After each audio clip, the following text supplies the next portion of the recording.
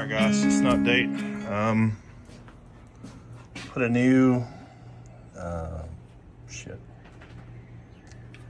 gasket in there.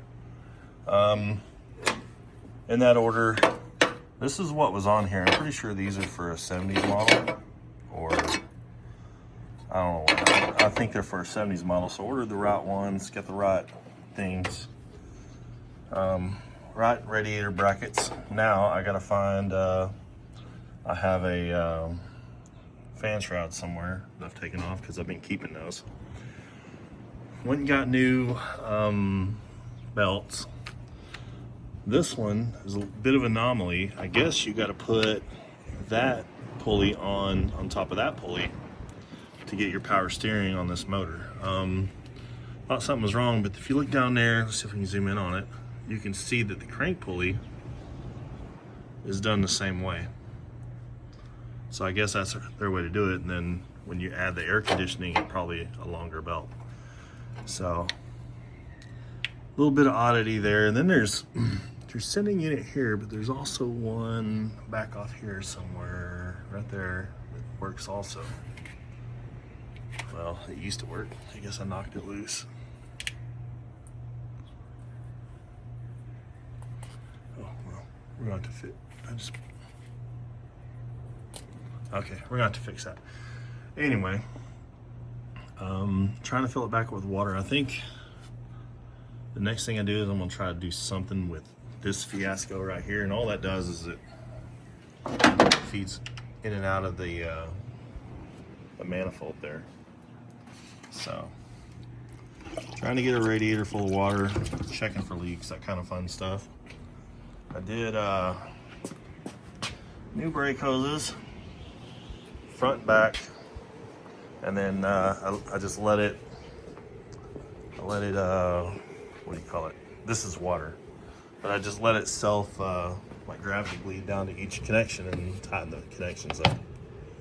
So since old Rig in there, he's not a very good brake pumper, that's about it. So hopefully this thing will stop now, stop leaking water too. So we'll see. Past that, hopefully we got brakes. Next thing is to see what this power steering pump does, because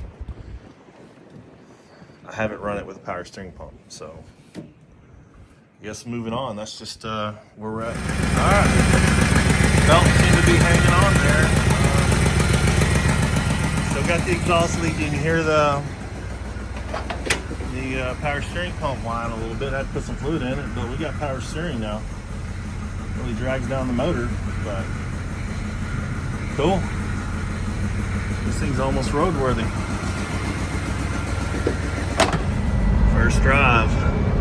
Speedometer don't work. It's pretty gutless.